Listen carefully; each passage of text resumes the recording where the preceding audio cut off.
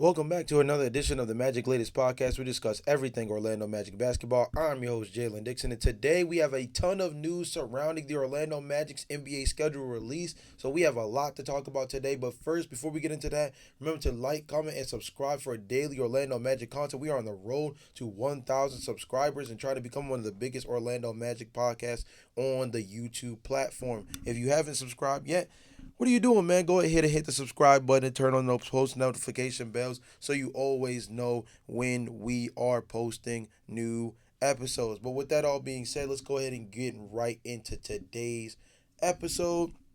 And let's start with just that, the NBA schedule release. And for the Orlando Magic in particular, we've got a couple of notable things to point out, starting with the fact that, A, the Orlando Magic had 7 nationally televised games last season. This year, they got 14. Sounds good. Double down. Shows a little bit of faith. But with the new national television deal being thrown in, some of the places they'll be featured is NBC, ESPN, Peacock, and Amazon Prime. I would say that if you can go online, the NBA.com actually released a graphic and an entire article around what a good functioning subscription list is in order to keep up with the NBA on a day-to-day basis, Monday through Sunday, in terms of what their main nationally televised games will be featured on. A lot of them are going to be featured on primarily NBC, ESPN, and Amazon Prime, but I mean, and Peacock, excuse me. But they do have like 2 days where the game will be either primarily Amazon Prime or will be on Amazon Prime and one of those other subscription services as well. So actually a very good resource and a really easy way to stay in tune with the NBA in terms of some of the more marquee matchups. So definitely pay attention to that if you can. Some other notable news just kind of built out of the NBA schedule being dropped. On September 30th, the Orlando Magic will open up training camp. On October 22nd, they will kick off the season against, of course, in-state rival the Miami Heat, and it will be hosted at home. Later on October 31st is when the NBA Cup will start. And though, of course, over the course of time, when you get to the knockout rounds and progress through the knockout rounds into December, that is when the Las Vegas Championship will be hosted. I think some of the notable things that I also kind of just pointed out from in terms of like the scheduling itself, 17 games on the weekend for Orlando. Um, 17 games on weekends for Orlando in February. To kick off the actual NBA season, they have a very Eastern Conference like heavy slate, and more so against teams that are pretty manageable to kick off the year. First handful of games, Miami, think that could be a dub. Atlanta, think that could be a dub. Chicago, feel pretty good about that. That's a 3-game homestand. Philadelphia, Detroit, Charlotte, Washington, Atlanta. That's a 5-game road trip right there in the mix. Then come back home to face Boston back-to-back games. Face Portland, New York, Brooklyn. At Houston, and then host Golden State, the Clippers, and New York before being on the road to close out November with Boston, Philly, and Detroit. That first month and a half, very, very favorable, I think, for what the Orlando Magic got going on. Now, if you notice in that lineup, they already will have faced the Detroit Pistons 2 times. 2 times within basically the first month and a half. If you also notice, they will have faced the Atlanta Hawks 2 times within that early time frame. Now, those are 2 teams, I think particularly, of course, they have Boston in there that they face, I believe, twice as well. Actually, 3 times within that time frame. Of course, this is an injured version of the Boston Celtics, so it could be a little bit different. But notice, I think that the Orlando Magic are going to be getting a very early dose of some of the teams they're going to have to be cognizant of throughout the regular season when it comes to what they may see later on in the playoffs. Again, Boston 3 times, Atlanta twice, and Detroit twice, all within the first month. They also face Philly twice as well, I believe, and I believe both Philly games are, yes, both Philly games are on the road. So they're in a little pack there, if you notice, where that grouping, it's kind of like a little bit of figuring out which one of that group will emerge as the third best team in the Eastern Conference. Because if you notice, I only called out New York's name one time, and they have not faced Cleveland yet. And for context, they will not face the Cleveland Cavaliers for the first time until Christmas, or the 24th, excuse me. Actually, no, excuse me. The 24th of January is the first time they will be going up against the Cleveland Cavaliers. Double check that to make sure that's accurate. Yep. They will not face the Cleveland Cavaliers a single time until the new year. So, if you look at that early slate of the schedule, that very first month to 2 months of the schedule, for the Orlando Magic, it seems like it's a lot of figuring out who that middle of the pack leader is going to be. Is it going to be the Orlando Magic that emerges the third best team, or one of these other squads? I think it's also a test to teams like seeing whether or not the Boston Celtics really do fall off without Jason Tatum, and moving off from players like Drew Holiday, Kristaps Porzingis, and obviously Al Horford is set to walk as well.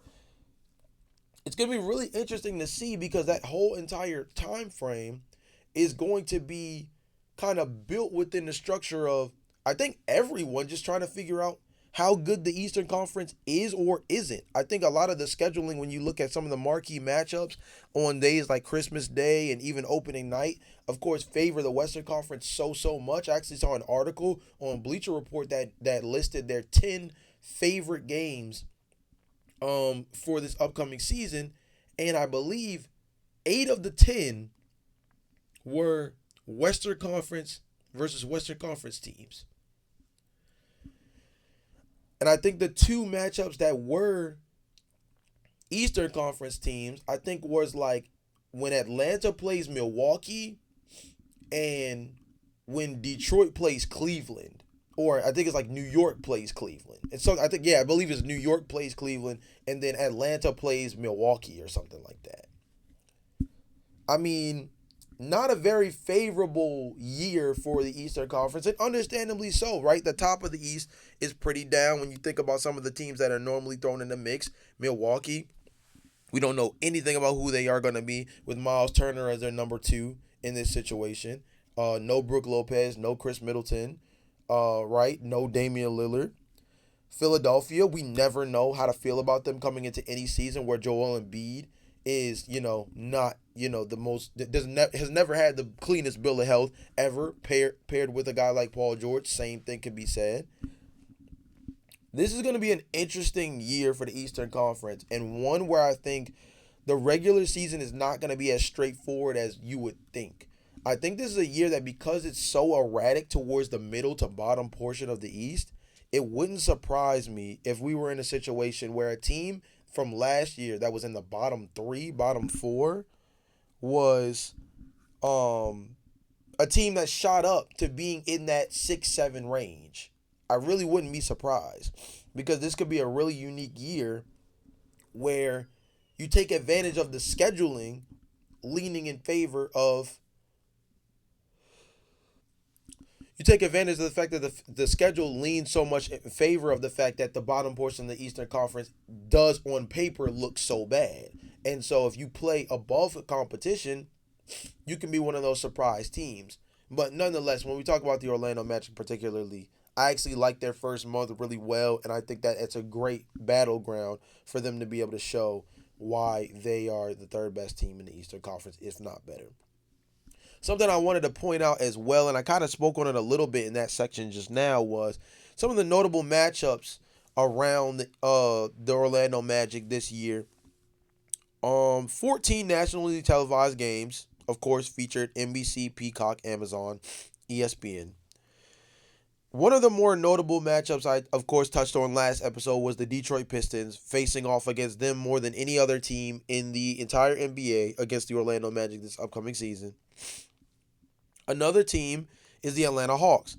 The Orlando Magic actually played the Orlando Hawks. The Orlando Magic played the Atlanta Hawks 4 times this year, And 3 of those 4 matchups will be on national television. I think that's really important because, again, the NBA scheduling, in a sense, is forcing these middle of the pack Eastern Conference teams, or the teams that they consider to be middle of the pack, to kind of duke it out and figure out which one can supplant themselves as the third best team, if not better, in the Eastern Conference. I think it forces these teams. Of course, they're going to face each other in the Eastern Conference. You're going to face some of these teams at least 4 times anyway.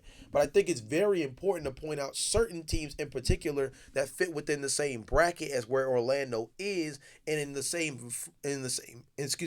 breath as the national media when it comes to how often they face these teams. Like I said, 14 national televised games, and 1/6, 1/7 of them is against Atlanta alone.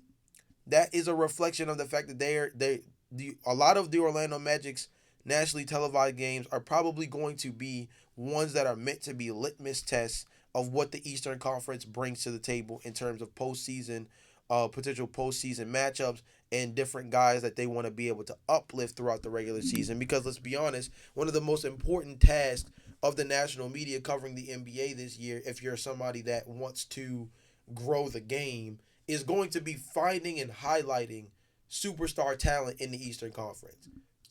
It's gonna be very easy to slate towards the West Coast this year. It's gonna be very easy to slate towards the Western Conference this year. The ability to uplift the Eastern Conference is going to be so important because, I mean, Eastern Standard Time alone does dominate so much of, viewership ratings, because a lot of people are able to watch games earlier on in the day. It's a lot easier to stay up late and watch Western Conference games than vice versa of, uh, you know, trying to, in terms of how easy it is to be able to, catch an Eastern Conference game that doesn't start till 6, 7 p.m., right? So, very important for the Orlando Magic. Again, went 1-6 on national television last season. Now they have 14 games. The goal for this year needs to be to go at least 500 in nationally televised games this year. 7-7, a cool 7-7, at least 500 in nationally televised games this year. That's going to be very important, because if this team wants to continue to be featured as a marquee team, and if Paulo Banchero is ever going to grow into this MVP caliber candidate that we know he is, it's going to all start with their ability to win big in big games. Remember, they were blown out 3 different occasions in their 6 games. In their 5 losses, they were blown out by at least 30 in 3 of those matchups, with 2 of those losses coming against the Boston Celtics and the Cleveland Cavaliers, and I believe another one was against the New York Knicks. So this team has to get it done on the national stage in matchups against teams that they're either going to see in the postseason, have to get past in the postseason, or just marquee players that are going to be in the same conversations as Paulo Banchero when we're talking about MVP. That's going to be very, very important.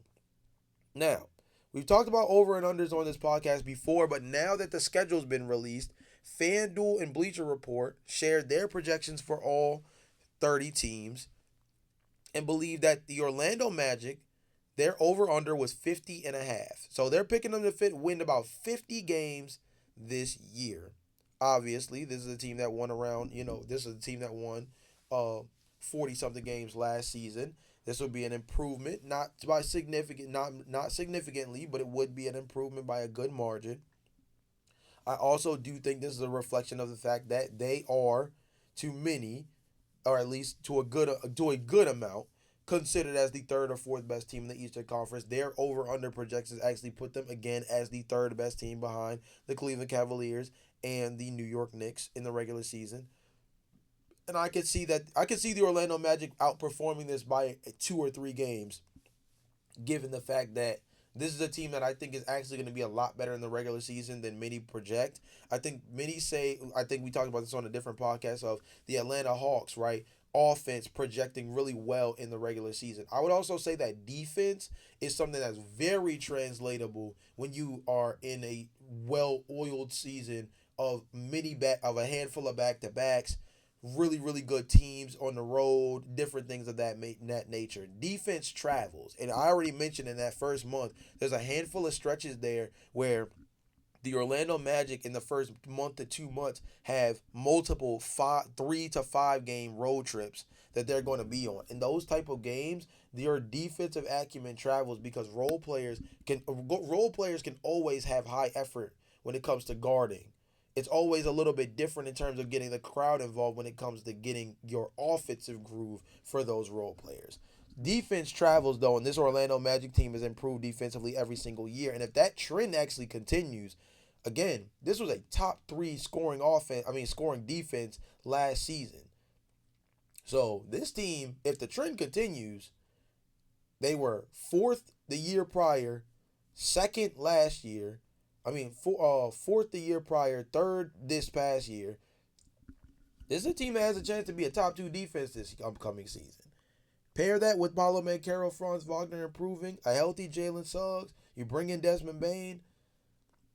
I could see this team winning 55, 56 games. I could see this team taking the regular season a lot more seriously than people project. I could see their defense traveling in a real way. And if they're healthy, and that obviously being the operative phrase, but you could say that about anybody.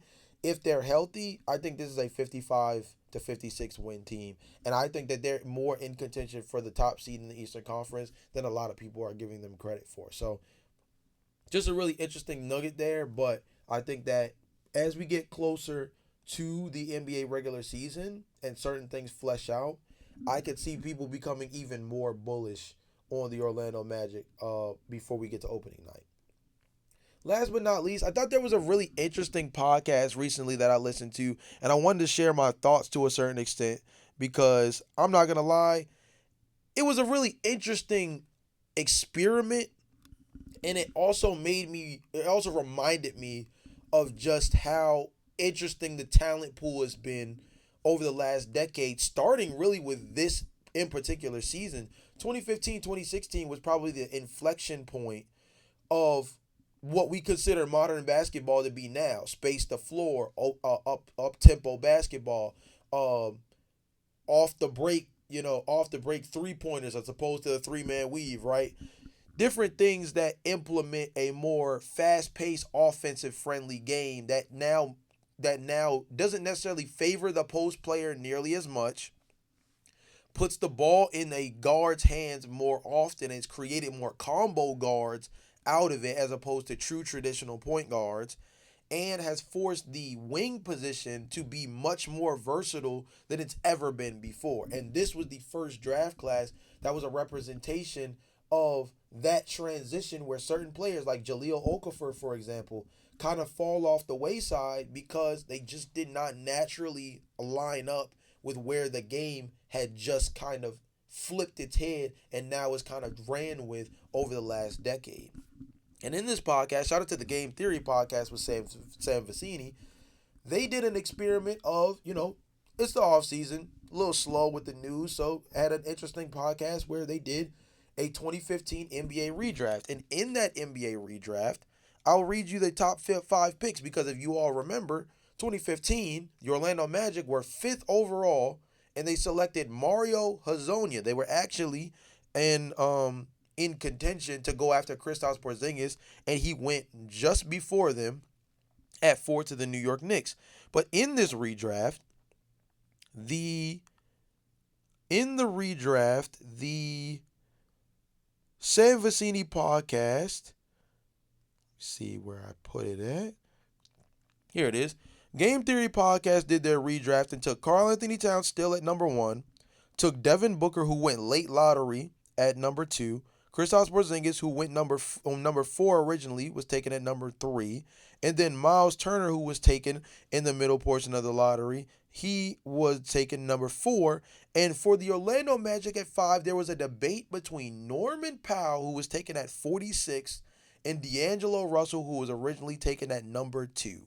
And the consensus ended up being that they went with taking Norman Powell at number 5, which would have been slated to the Orlando Magic, saying Norm nearly made the All-Star team in the Western Conference this past season, which is just as impressive as D'Angelo Russell actually making the team in the Eastern Conference a couple years ago, back when he was on the Brooklyn Nets.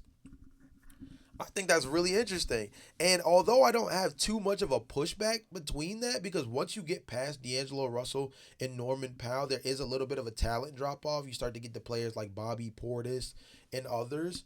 So it does get a little tricky, right? Bobby Portis, Terry Rozier, Kelly Oubre. So Norm's high, his peak, even his time in Toronto, toward the latter portion, obviously in the first couple of years coming out of UCLA, he was not nearly the kind of force that he's become. But this is a guy that, especially toward the latter portion of his time in Toronto, and then building up the last like season or two with the LA Clippers, this is a guy who his peak is a pretty like I won't say elite, but very solid player. And a guy that, again, you can make the arguments peak might be better than D'Angelo Russell's, despite the fact that D'Lo might have the more notable stops with the Brooklyn Nets team that everybody seemed to love, or the Los Angeles Lakers where he played, on two different occasions. It kind of became two totally different players between his two different stops with the Lakers, excuse me, right? So, I think the main thing I'm trying to insinuate with this section here is that I would like you guys to also do the same exercise that they did, but do it from an Orlando Magic perspective. If I think we could say that the consensus is probably that Karl Anthony Towns and Devin Booker go number one and number two in some order, right?